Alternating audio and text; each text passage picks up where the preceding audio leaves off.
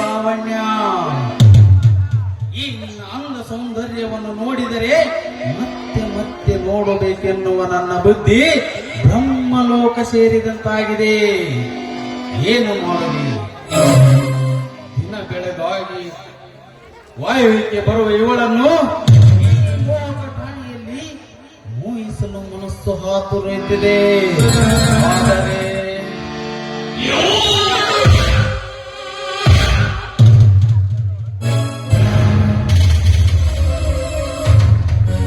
ಸೆರಗಿನ ಮರಿಯಲ್ಲಿ ಮಿನುಗುವ ಇವಳ ಸ್ತನಗಳನ್ನು ಒಮ್ಮೆ ನೋಡಿದರೆ ಮತ್ತೆ ಮತ್ತೆ ನೋಡಬೇಕೆನ್ನುವ ನನ್ನ ಬುದ್ಧಿ ಬ್ರಹ್ಮಲೋಕ ಸೇರಿದಂತಾಗಿದೆ.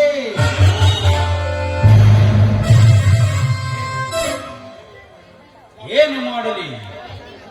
ದಿನ ಬೆಳಗಾದರೂ ವಾಯುವೇಕೆ ಬರುವ ಇವಳನ್ನು ಈ ಮೋಹಕ ಠಾಣೆಯಲ್ಲಿ ವಹಿಸಲು ಮನಸ್ಸು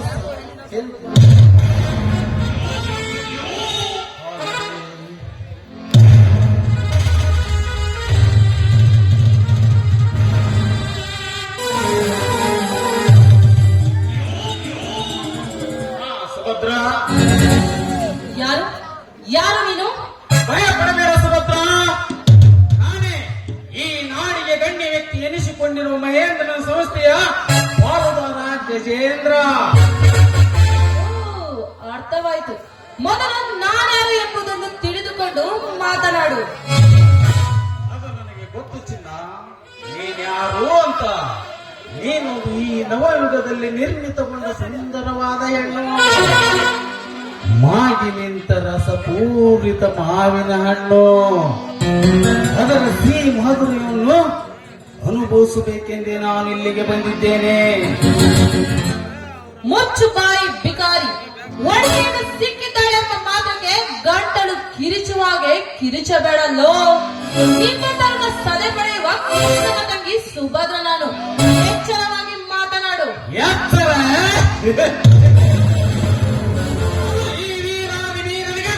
ಎಚ್ಚರ!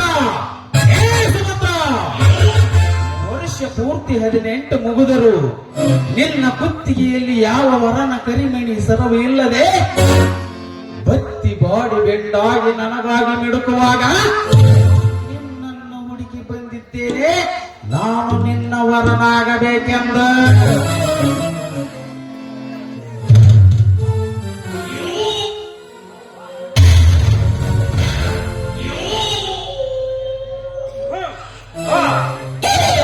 ಸಾಕ್ಷಿಯಾಗಿ ನಿನ್ನ ಕೊರಳಿಗೆ ತಾಳಿಯನ್ನು ಕಟ್ಟಿ ರತ್ನ ಸಿಂಹಾಸದ ಮೇಲೆ ಕೂಡಿಸುವೆ.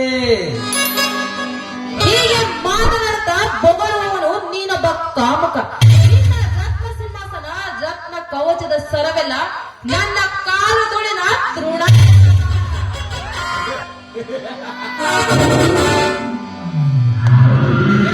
ಸುಭದ್ರ, ಈ ನಿನ್ನ ಇಚ್ಛಾಶಕ್ತಿಗೆ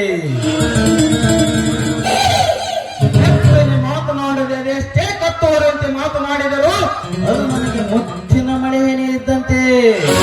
ಈ 10 ಒಡೆಯ ನಿನ್ನನ್ನು ಬಿಡದೆ ಬೆನ್ನತ್ತಿ ನಿನಗೆ ಬಾಳು ಕೊಡಲು ಬಂದಾಗ ನೀನು ಹಿಂದೆ ಸರಿದರೆ ಇವರೊಬ್ಬರು ಈ ಸಮಾಜದಲ್ಲಿ ಕಾಲು ಜಾರಿದ ಕಣ್ಣಿ ಎಂದು ನಿನಗೆ ಸುಳ್ಳಿಯ ಪಟ್ಟವನ್ನು ಗಟ್ಟಿ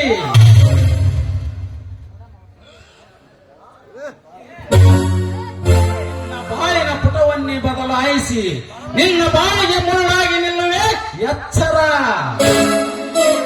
ಎಲ್ಲವೋ ಲುಚ್ಚ, ನಿನ್ನ ಸ್ವಾರ್ಥಕ್ಕಾಗಿ ಹುಚ್ಚು ನಾಯಿಯಂತೆ ಹೊಟ್ಟೆ ಕಿಚ್ಚಿನಿಂದ ನನ್ನ ಮಾನವನ್ನು ಕಳೆದರೆ ಎದ್ದು ಬಂದು ನಿನ್ನ ಎದೆಗೆ ಒದರುತ್ತಾರೆ ಈ ಸಮಾಜದ ಜನ.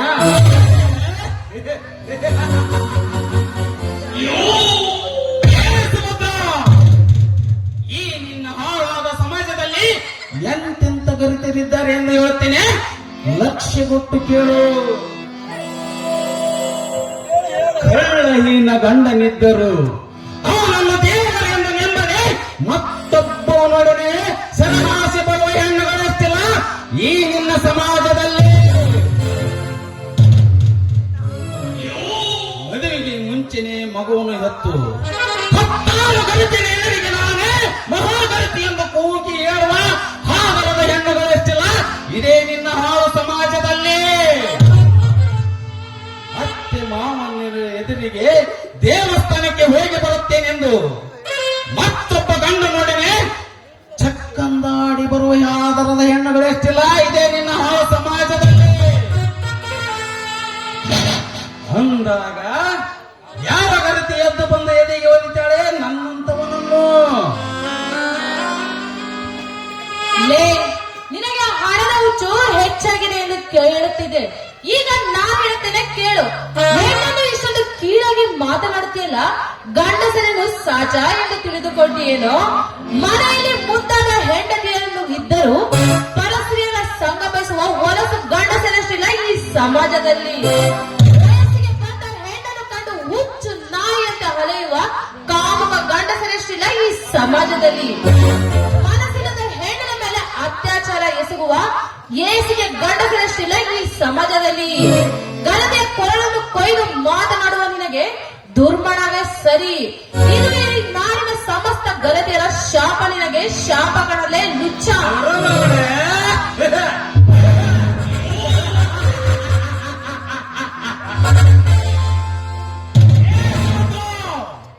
ದುರ್ಮರಣಕ್ಕೀಡಾಗಿ ಸಾಯುವ ವ್ಯಕ್ತಿಗಳು ಎಂತವರೆಂದು ಹೇಳುತ್ತೇನೆ, ಲಕ್ಷ್ಯ ಕೊಟ್ಟು ಕೇಳು.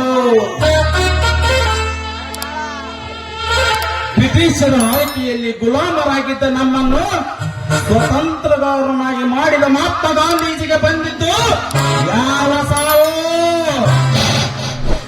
ಅದೇ ದುರ್ಮರಣ. ನಾಡಿಗಾಗಿರುವ ರ್ಯಾಡಿ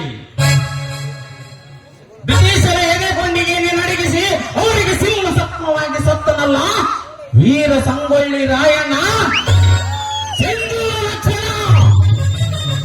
ಇವರಿಗೆ ಯಾವ ಸಾವು ಬಂದಿದ್ದು? ಅದೇ ದುರ್ಮರಣ. ಸಾಲಿನಲ್ಲಿ ಸೇರಿಸಿದ್ದಕ್ಕೆ ತುಂಬಾ ಥ್ಯಾಂಕ್ಸ್. ಪುರಸ್ಕರಿಸಿದ ಮಾತ್ರಕ್ಕೆ ನಿನ್ನ ಬಾಳು ನಿರಾರ್ಥಕ. ಸಾಧ್ಯವಿಲ್ಲ. ನನ್ನ ಬಾಳಿನಲ್ಲಿ ನನ್ನ ಕೈ ಹಿಡುವ ಗಂಡಸೇ ಬೇರೆ ಇದ್ದಾನೆ. ಅದು ನೀನಾಗಲು ಈ ಜನ್ಮದಲ್ಲೂ ಸಾಧ್ಯವಿಲ್ಲದ ಮಾತು. ಕುರುಕ್ಷೇತ್ರದಲ್ಲಿ ಜಯಾದ್ರಥ ಕೃಷ್ಣ ಕೌರವ ಕರ್ಣನನ್ನು ಸದೆಬಡಿದು ಈಗ ಈ ಕಲಿಯುಗದಲ್ಲಿ ನಿನ್ನ ಕೌರವನನ್ನು ಸದೆಬಡೆಯಲು ಜನ್ಮ ತಾಳಿದ ನನ್ನ ವೀರಾರ್ಜುನ ಕಣಲ್ಲೇ.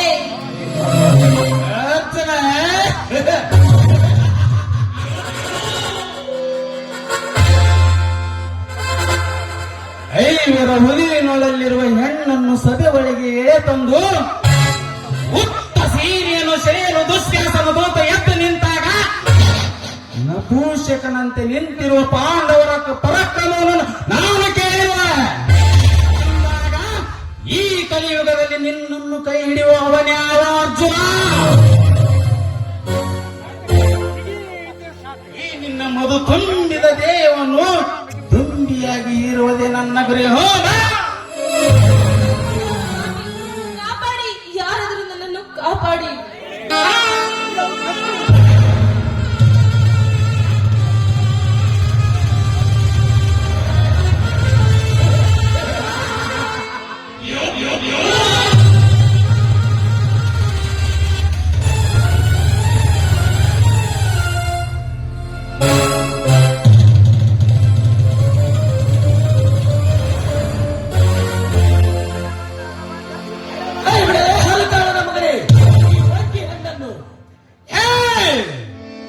ನನ್ನ ಸರಸ ಸಲ್ಲಾಪದಲ್ಲಿ ಅಡ್ಡ ಬರುವ ನೀನ್ಯಾರೇ?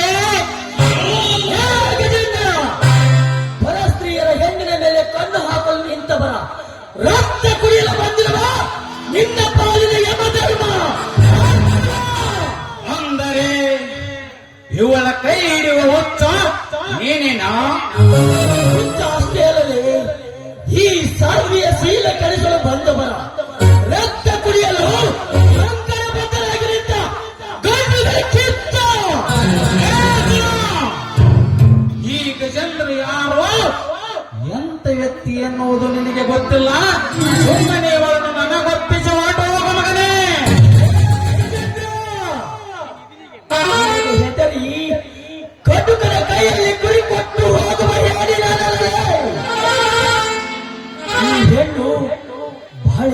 ನೀನು ಮರ್ಯಾದೆಯಿಂದ ಇವರನ್ನು ಬಿಟ್ಟು ಇಲ್ಲಿಂದ ಹೋದರೆ ಸರಿ, ಇಲ್ಲಂದರೆ ಹತ್ತು ನಡೆಯಬೇಕಾದ 4 ಕ್ಷೇತ್ರವಿದ್ದ ಎಂದು ಇಲ್ಲಿ ನಡೆಯುತ್ತಾರೆ ಮಗ. ನನಗೆ ಎಚ್ಚರ. ಏ ಅರ್ಜುನ, ಹಿಂದೆ ಇವರ ತಂದೆ ಸತ್ತಾಗ ಎಲ್ಲಿ ಅಡಗಿತು ನಿನ್ನ ಪೌರುಷ? ಅದು ಎಲ್ಲ ನೆನಪಾದರೆ ಏ, ನನ್ನ ಮಾವನನ್ನು ಕೊಂದ ವ್ಯಕ್ತಿ ಯಾರೇನೆಂದು ಗೊತ್ತಾದರೆ 10 ನಿಮಿಷ ಸಾಕು. ಅವನನ್ನು ಇಂಚಿಂಚಾಗಿ ಕತ್ತರಿಸಿ ಅವನ ರಕ್ತವನ್ನು ಈ ಭೂಮಿಗೆ ಹರಿಸದಿದ್ದರೆ ಆ ನನ್ನ ಮರಳ ಸಿದ್ದೇಶ್ವರನ ಸಾಕ್ಷಿಯಾಗಿದೆ.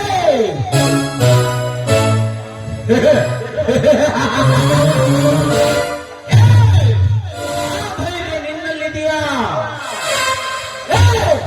ಹಾಗಾದರೆ ಇನ್ನೊಮ್ಮೆ ಈ ಹೆಣ್ಣನ್ನು ಕಲಿತಿರೋರು ಆಗದಿರುತ್ತದೆ ಈ ರಕ್ತದ ತಾಕತ್ತೇನೆಂದು. ಓಕೆ ಅರ್ಜುನ, ಈ ಸವಾಲನ್ನು ಹಿಂದೆ ನಾನು ಸ್ವೀಕರಿಸುತ್ತೇನೆ. ಆದರೆ ಈ ಸಮಯವನ್ನು ಕಳೆದು ಮತ್ತೆ ಬರುತ್ತೇನೆ. ಈ ಸುಭದ್ರೆ ಎಂಬ ಹಕ್ಕಿ ಎಂದಿದ್ದರೂ ನನ್ನ ಮನೆ ಸೇರಲೇಬೇಕು.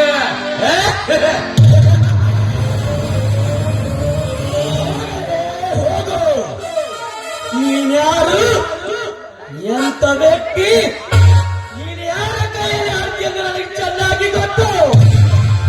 ಹಾ ಸುಭದ್ರ, ಏನಿದೆ ನಿನ್ನ ಅವಸ್ಥೆ? ನಾನು ವಿವಾಹಕ್ಕೆಂದು ಬಂದೆ. ಅಷ್ಟರಲ್ಲಿ ಆ ಬೇಟೆಗಾರನ ಕೈಗೆ ಸಿಕ್ಕಿಬಿದ್ದೆ. ಅಷ್ಟರಲ್ಲಿ ನೀವು ಬಂದು ನನ್ನನ್ನು ಕಾಪಾಡಿದಿರಿ ಸ್ವಾಮಿ. ಒಂಟಿ ಹೆಣ್ಣಾಗಿ ಇಲ್ಲಿಗೆ ಬರಬಾರದು. ನಡೆ, ಮನೆಗೆ ಹೋಗೋಣ. ಸ್ವಾಮಿ, ನಿಮ್ಮ ಹತ್ರ ಒಂದು ನಾನು ಮಾತನ್ನು ಕೇಳಬೇಕು. ನಿಮ್ಮ ಕೈ ಮುಗಿದು ಕೇಳುತ್ತೇನೆ, ನನ್ನನ್ನು ಮದುವೆಯಾಗಿ ಎಂದು ನಾನು ನಿಮ್ಮ ಹತ್ರ ಬೇಡಿಕೊಳ್ಳುತ್ತಿದ್ದೇನೆ. ಸುಭದ್ರ, ಅಣ್ಣನ ಆಜ್ಞೆ ಅವತ್ತೇ ಸಿಕ್ಕಿದೆ. ನಡೆಯಲಿ ನನ್ನಿಂದ ಗಾಂಧರ್ಯ ವಿವಾಹ.